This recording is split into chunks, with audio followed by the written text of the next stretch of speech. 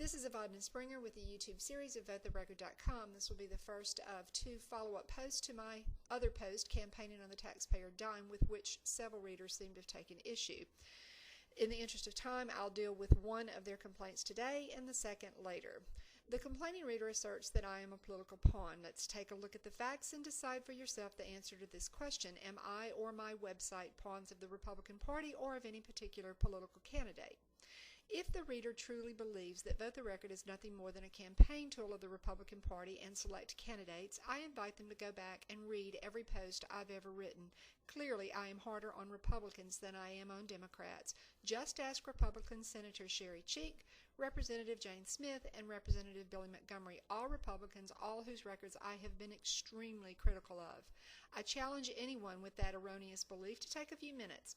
Go to my site, look at the right-hand side under Categories, and go to the Excel spreadsheets that give voting records on officials from different parishes from around the state. The record is the record, and that's what I publish. With Vote the Record, no one gets a pass. Male, female, Republican, Democrat, no one. They are elected officials, and they must be held accountable for their votes. I've been asked to stop publishing voting records when it casts a negative light on Republicans, especially Republican women. Obviously, I refused. Had I not, I would have sacrificed my own self-respect and truly become nothing more than a pawn, not to mention a hypocrite. I've always invited any reader any time to point out to me any information which I write that is factually inaccurate. I've even gone back and printed retractions and apologies when I have been wrong. I began Vote the Record because I wanted to provide the average citizen with easy links and resources that they could use to check out for themselves the voting records of elected officials. At Vote the Record, you can obtain information that isn't covered by the local newspapers, but please keep in mind I am not a journalist, nor have I ever pretended to be. I'm not even particularly skilled at writing. I'm just a mom who's chosen not to sit back in ignorant bliss while the good old boy politics of Bossier Parish keep this parish in a stranglehold that reminds me of the days of Huey Long.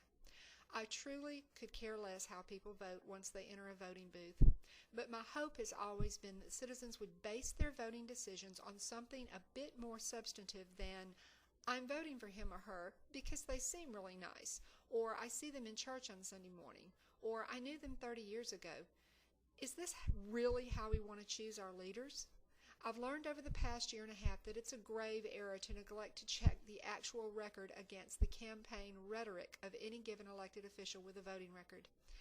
Now, in the case of the Bossier Parish Clerk of Court, there is no voting record per se, but there is a record of how the office has been managed for the past 30 years under the current administration.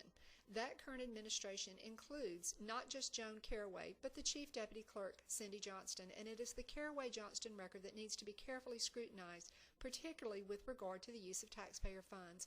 That will be the subject of a later post. Always remember, check the record for yourself, make your own decisions. I'm Evadna Springer, and this is VoteTheRecord.com.